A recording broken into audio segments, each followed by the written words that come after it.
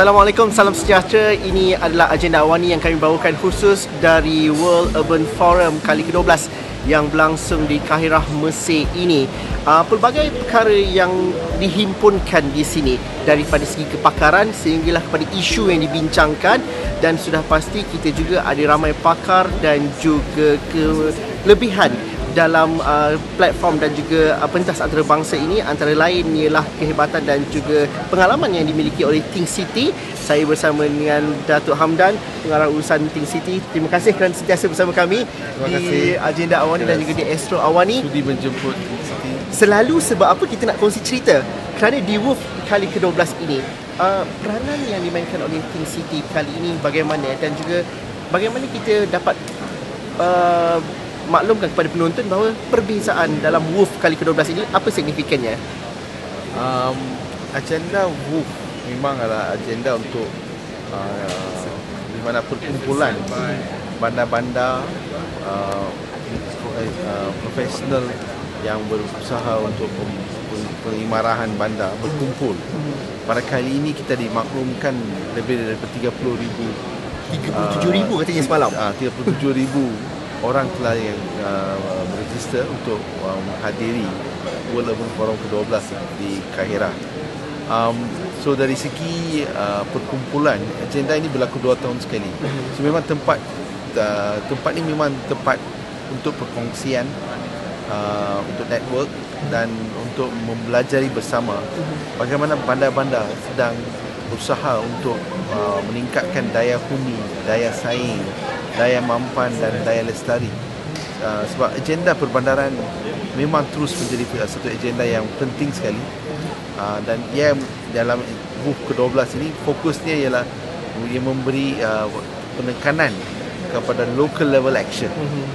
Di mana di bandar yang pembaruan harus diberi di fokus di bandar-bandar, bukan setakat secara satu agenda nasional. Dan itu bermula di rumah, start from home, katakan itu. Datuk, satu perkara ialah kita bersama di Katowice 2 tahun lepas, banyak perkara yang hampir sama juga dibincangkan daripada dalam isu-isu perbandaran. Kita berdepan dengan krisis berganda dan itu masih lagi berlaku, malah mungkin bertambah juga lagi.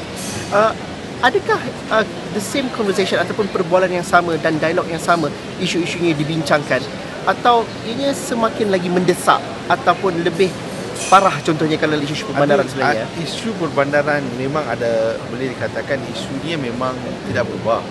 Isunya bagaimana kita menempatkan rakyat di bandar dengan lebih selesa, iaitu isu perumahan, isu pengangkutan yang lebih selesa di bandar-bandar. Pada masa ini kita melihat isu baru tentang iklim dan bandar, climate change dan bandar, nature-based solution untuk bandar. Kita melihat isu di mana penggunaan data dan big data AI dalam pengurusan bandar. So kita boleh katakan ada penambahan fokus kepada bandar dari segi apakah fokus untuk agenda baru di bandar-bandar.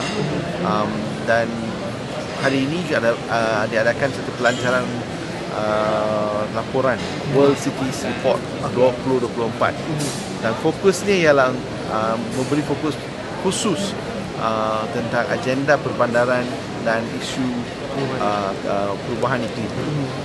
Sebab isu ini yang sekarang menjadi fokus yang, dan dengan COP29 di Baku yang memberi tumpuan khusus di mana bandar-bandar ini bukan sahaja perlu meningkatkan daya huni dan daya saing dan daya mampan, tapi ia perlu meningkatkan resilience ataupun adaptasi kepada perubahan iklim.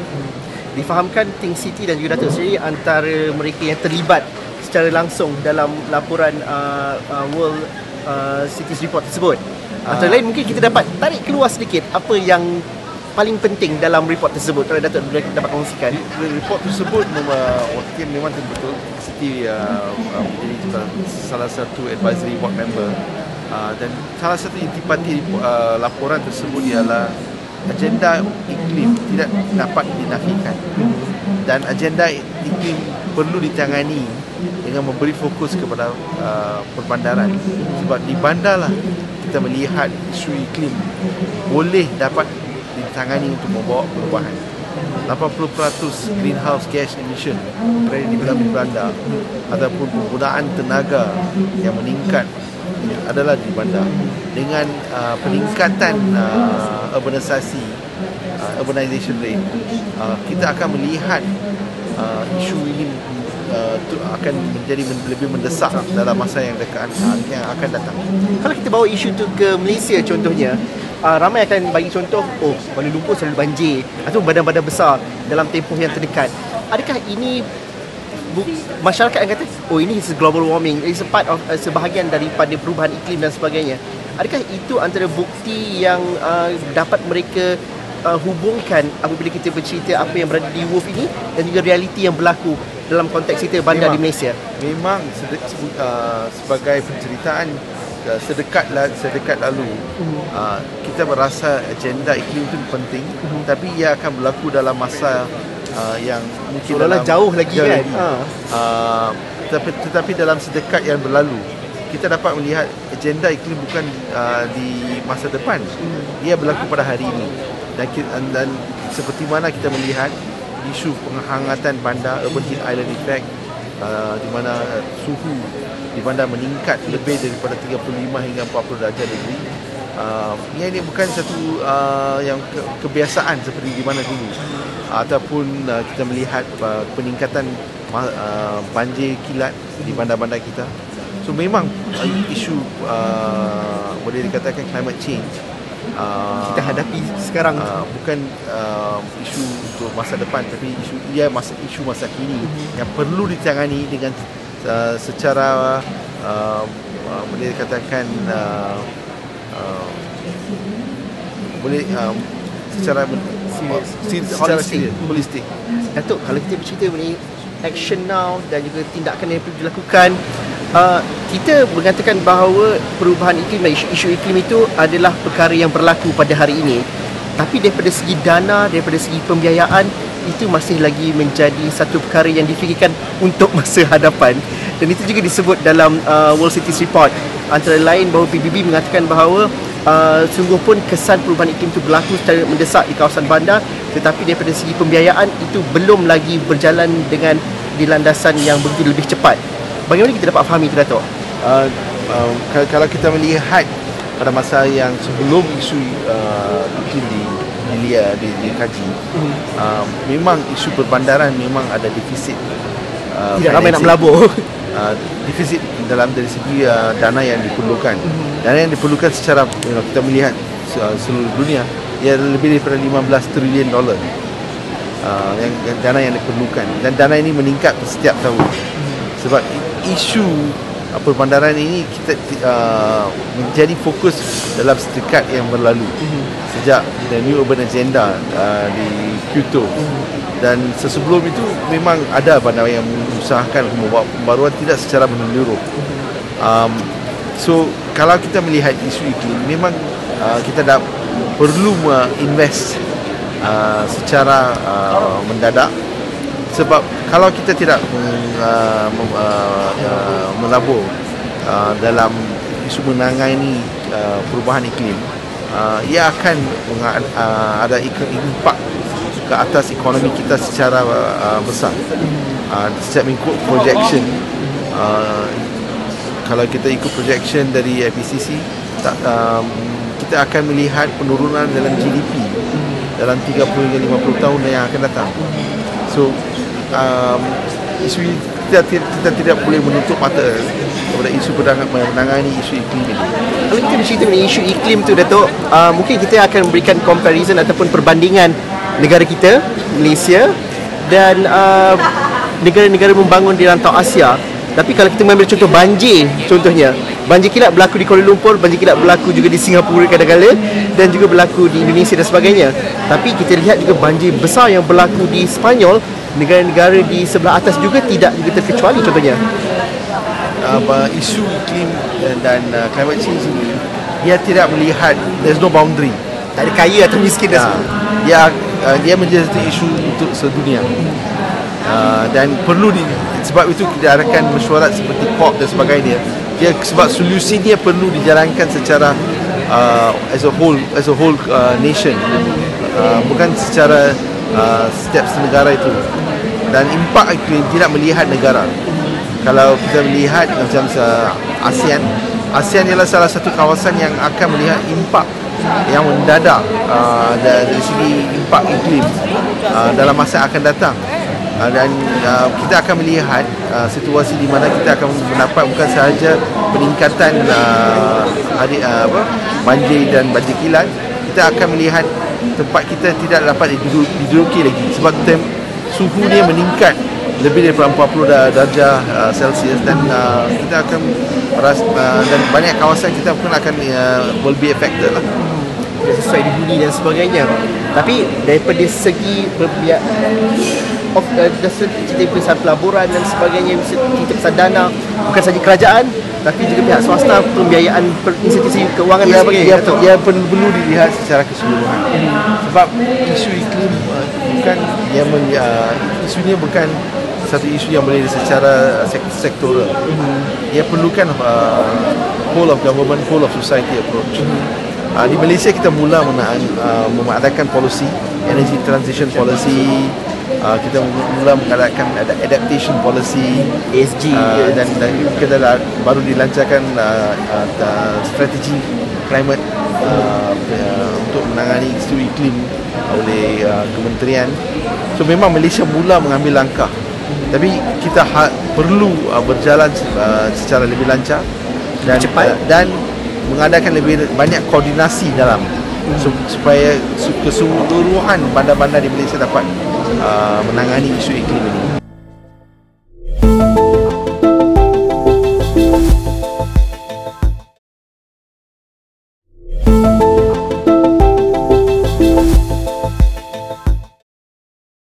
Okey Datuk, itu cerita yang cukup besar, tapi sesungguhnya masa depan adalah yang berlaku pada kini. Kalau kita bercerita mengenai perubahan iklim, kita mahu cerita kepada usaha dan juga inisiatif yang dilakukan oleh Think City sendiri, baik di peringkat antarabangsa seperti ini dan juga di peringkat lokal.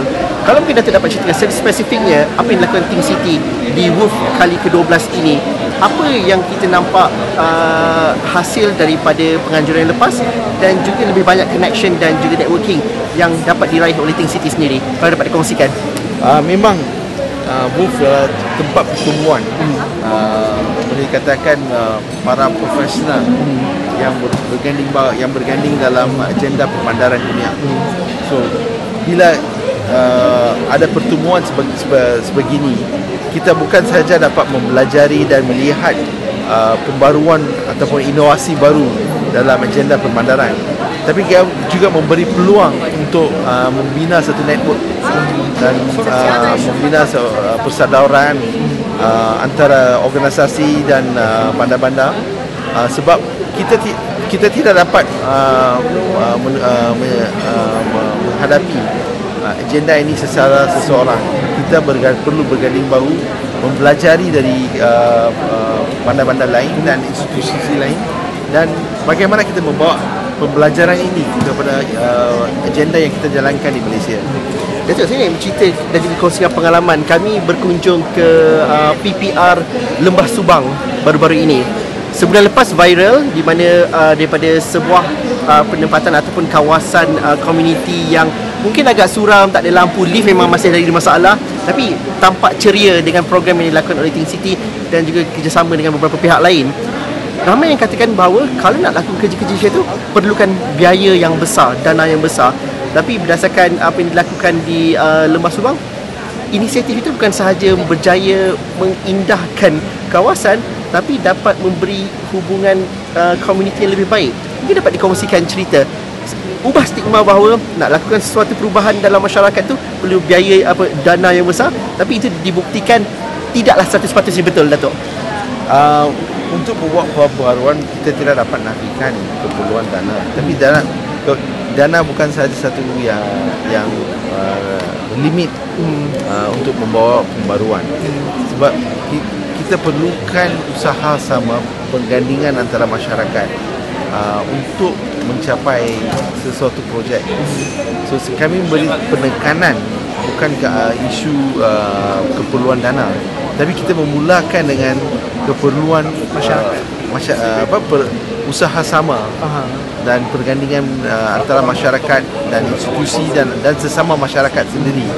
Dan sebagai contoh di Lembah Sumbang itu, masyarakat setempat telah berganding bahu menubuhkan satu platform Pokkom. Menerusi platform mereka dapat berganding bahu dan mengambil tindakan untuk membawa pembaruan dan usaha yang kita lihat itu usaha penduduk sendiri. Walaupun ada sumbangan dana, dan sumbangan dana itu bukan menyelesaikan semua kan? Dan apa yang kita lihat, masyarakat setempat mula melabur dengan sendiri untuk membawa pembaruan, sebab ini tempat tinggal di mereka dan they take full ownership lah. Kerana kadang-kadang kita selalu kata masyarakat faham ke apa yang dilakukan oleh Think City dan sebagainya. Bagaimana Datuk melihat bahawa adanya engagement adalah kata kuncinya, libat urus, dan juga bagaimana masyarakat juga berkehendakkan perkara yang digagaskan oleh Think City sendiri. Contohnya kalau kita mulakan projek itu, mereka sebenarnya sedia untuk bekerjasama. Mereka juga ada kepakarannya juga sendiri. Bagaimana itu dapat dipelajari oleh mungkin organisasi lain dan juga komuniti yang lain juga. Jadi kalau dari segi pandangan saya, kita perlu membina kepercayaan, trust dengan komuniti yang kita bekerjasama. Dan usaha itu perlu bukan memberi fokus kepada kita. Usaha itu memberi fokus kepada mereka. Dan kita perlu mendengar dan memahami situasi semasa dan pencabaran yang mereka hadapi dan mencari penyelesaian bersama. Kita tidak dapat membawa penyelesaian dari apa yang kita rasa yang patut dijalankan. Kepakaran itu datang daripada mereka juga kan? Ya, so the answer lies with them, the solution lies with them. So kita dari segi Think City, kita memberi fasilitasi untuk membawa pembaruan. Saya rasa ada beberapa projek Think City yang begitu dekat dengan masyarakat, khususnya yang dilakukan di 10 PPR itu. Malah kalau kita lihat bagaimana flat perumahan rakyat di Jalan Hang Tuah contohnya, dengan padang bola itu dan sebagainya, itu memberikan impak yang cukup besar kepada satu, Instagramable, masyarakat lihat, tapi dalam masa sama komuniti itu sendiri dapat ruangnya. Jadi Datuk, mungkin apa antara projek yang mungkin dapat Datuk kongsikan dan juga memberikan satu penekanan kejayaan yang dilakukan oleh Think City dalam memberikan daya huni yang baik, tapi dalam masa sama kata kuncinya lah kepada masyarakat, engagement dan juga keperluan masyarakat itu sendiri. Ke semua projek kita mengambil libat urus dengan masyarakat sebagai tunjang untuk membawa pembaruan. Itu memang filosofi Think City. Dan kita memberi fokus kepada apakah keperluan rakyat dan mencari penyelesaian bersama profesional dari segi teknikal dan design untuk membawa pengindahan dan pengimbarahan sesebuah kawasan.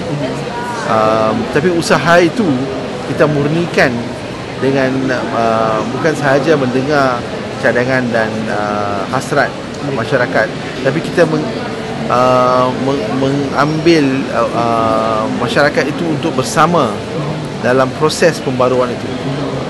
Itu yang menarik ya. So yang itu yang kita harapkan, sebab bila kita habiskan sesuatu projek, kita berharap masyarakat akan meneruskan usaha itu. Dan ia perlu dimulakan dari permulaan. Bukan kita menghadiahkan kepada mereka. Itu mungkin kesilapan yang selalu kita lakukan. Kita buat projek untuk mereka, tapi mereka merasakan benda itu tak perlu untuk mereka juga kan. Dan satu perkara, kalau kita ala-ala dah cerita pasal perumahan dan sebagainya ni, kita bercerita mengenai bagaimana kita perumahan yang lestari, yang mampan. Kita masih lagi memberikan fokus kepada hak dan juga menjadikan rumah itu mampu dimiliki oleh rakyat Malaysia. Tapi dalam masa sama juga kita berhadapan dengan aging population. Ini tak jauh lagi, 2030. Negara jiran seperti Singapura melihat kepada aging population itu di semua sektor dan juga di semua tempat, termasuk juga dengan perumahan.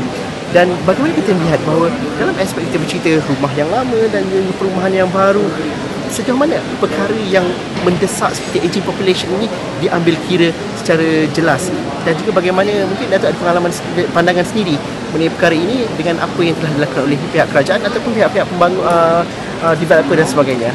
Kita perlu policy dan standard baru untuk memastikan universal design and age friendly city diiltizamkan dalam semua usaha kita. Itu belum lagi di Malaysia. Malaysia belum secara keseluruhan. Polisi kita mungkin ada, tapi ada banyak yang perlu ditambah baik, dan kita perlu pelajari dari bandar-bandar lain yang memang hadapi masalah ini ke sebelum ini. Sebab di Malaysia sebelum ini kita tidak ada aging society. So kita nak tahu apakah yang perluan age society, perlu kita dapat belajari from other countries yang telah membawa pembaruan, mungkin di Japan, mungkin di Singapura dan di Eropah. Akhirnya Datuk, mungkin satu perkara yang menariknya kalau kita dapat mungkin buat rumusan WOOF kali ke-12 ini, apa yang Datuk rasakan bahawa sesuatu yang perlu dibawa balik oleh Malaysia dan juga kita praktiskan, dan juga apa the success story yang kita selalu kongsikan bersama dengan delegasi dan juga rakan-rakan kongsi di peringkat global. Tiga benda yang kita dapat bawakan balik. Yang pertama sekali ialah it's all local level action. Agenda perbandaran perlu diberi fokus secara khusus dalam agenda pembangunan negara. Yang kedua, kita tidak boleh nafikan agenda perubahan iklim perlu di make right center dalam agenda perubahan bandar. Dan yang ketiga, memang isu sedia ada tentang isu quality of housing. Kita ada quantity of housing. Kita nak fokus pada quality of housing, quality perumahan yang perlu ditingkatkan, dan pembaruan stok rumah yang sedia ada. Saya rasa mungkin kita dapat belajari dari negara-negara lain, sama ada pembinaan semula ataupun diberi nafas baru rumah-rumah lama, ataupun diberi nafas baru pada rumah lama, dan strategi itu melihat kepada isu semasa di kawasan-kawasan tersebut. So yang ini ada tiga memberikan pembelajaran. Dari segi boleh dikatakan sharing dari Malaysia kepada negara lain. Malaysia memang satu case study ataupun satu reference tentang bagaimana sebuah negara dapat berjaya menangani isu urban transition. Dari Malaysia dari tahun 70-an adalah sebuah negara yang di mana 1 in 5 people live in urban area. Pada masa ini dekat 80% daripada rakyat negara kita duduk di kawasan perbandaran. Dan dalam proses itu kita berjaya untuk house the nation. Kita tidak ada isu urban slum. Kita dapat memberikan ke semua rakyat Malaysia dapat menerima elektrik, air yang bersih, sistem sewerage yang baik dan sebagainya. So memang banyak pencapaian kita dapat capai, dan perkongsian pencapaian kita kepada banyak negara di Asia ataupun di Afrika dan Latin Amerika menjadi satu rujukan untuk mereka bagaimana sebuah negara dapat membawa pembangunan secara menderak dan mencapai pencapaian yang boleh dikatakan miracle. So memang Malaysia itu menjadi satu rujukan. Datuk, akhir sekali mungkin kalau kita lihat, kadang-kadang ramai yang kata betul ke apa yang dibincangkan di peringkat dunia ini difahami oleh rakyat secara keseluruhan, tapi apabila banjir terjadi, apabila kita melihat kepada masalah-masalah dalam bandar dan sebagainya, mereka faham bahawa itu masalah yang dihadapi oleh mereka. Bagaimana kearifan pengetahuan daripada masyarakat dan juga masalah masyarakat itu perlu didengar secara serius dalam pembuatan dasar secara keseluruhan. Think City memberikan contoh yang terbaik kalau dilihat kepada projek PPR contohnya. Tapi dalam masa sama, dalam hal yang lebih besar, bagaimana masyarakat boleh lagi memberikan respon dan juga menjadi pendesak yang terkuat kepada pembuat polisi untuk lebih cepat dalam adaptasi perubahan iklim, perbandaran dan sebagainya. Cadangan kami ialah setiap rakyat perlu memainkan peranan sebagai penduduk bandar, citizen. sebab kita perlu menjalankan tanggungjawab kita sebagai citizen untuk memastikan kita bersama dengan